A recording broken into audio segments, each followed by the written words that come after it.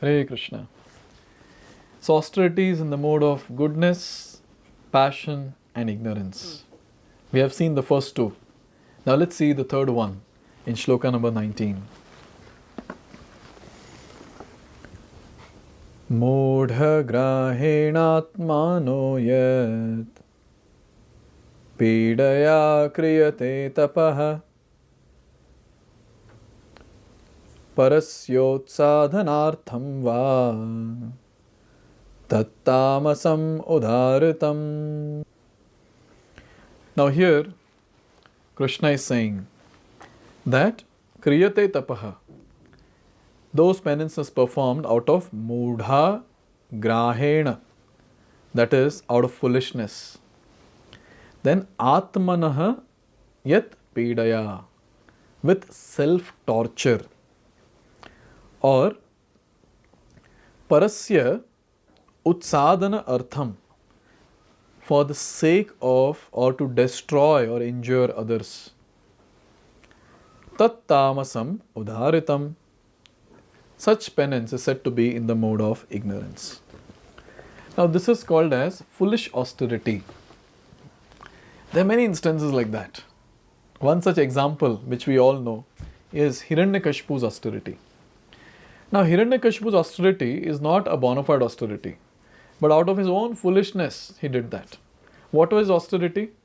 He stood on his two legs and then he went up and he was just there on his toes. He was looking up towards the sky. His hands were completely raised. And like this for many celestial years he stood there. And during the course of this austerity, what happened? There were a lot of ants and a lot of other insects, that came and ate up all the flesh and blood that was there in his body. There's a huge anthill that was formed. So here we see he was almost destroyed. And why he was doing this austerity? Only for one reason. Because he wanted to destroy all the Devi Devtas. He wanted to conquer the entire world, entire universe, and he wanted to be the only powerful personality. This is the mood of foolish austerities in the mode of ignorance, where the person who is doing, he is torturing himself. So much of pain he is going through. Just imagine standing on toes with the hands raised and looking at the sky for many celestial years. See, one celestial day is equivalent to 6 months of this world. Now just imagine, many celestial years means what? So it's so painful. And then when the ants and other insects are eating our body, that will not be a very nice massage that a person gets. Obviously it will be very, very painful. So it's very painful, it's self-torture. And the mood with which the person is doing, just imagine how much stubborn the person is. He wants to destroy others, he wants to conquer others, he wants to be the only powerful person. So much of austerity is done.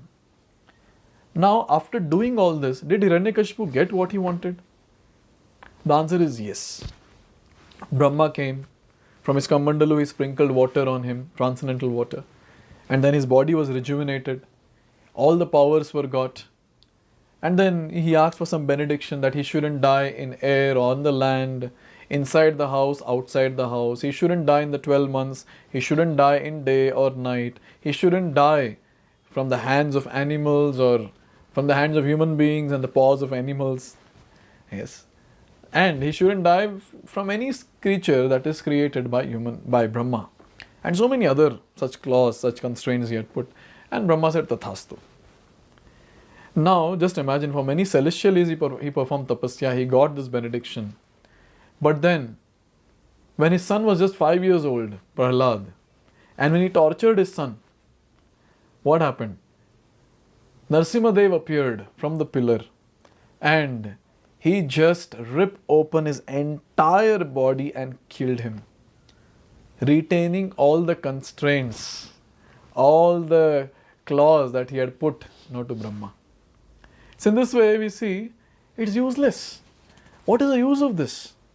To do any austerity, to gain something in this world which is so temporary, so flickering, which can get destroyed any time. what is the use of it? It's useless. Those people who hanker to do all this, to get anything in this material world, are actually not very intelligent, because they're not understanding that how temporary they are and how temporary this world is. So if really someone wants to do some penance, some austerity, then we should do to go back home, back to Godhead. And our austerity is very, very blissful. There is no self-torture. When we chant the Hare Krishna Mahamantra, no one is torturing us, or nor we are torturing others. It's such a blissful process if we do it properly. Reading Bhagavatam, Bhagavad Gita, it is so blissful. And then dancing in Kirtan, singing Kirtan, it is so blissful. And if you say that, no Prabhuji, I don't feel anything of this blissful, but you cannot deny having prasadam is extremely blissful. So in general, bhakti is so blissful.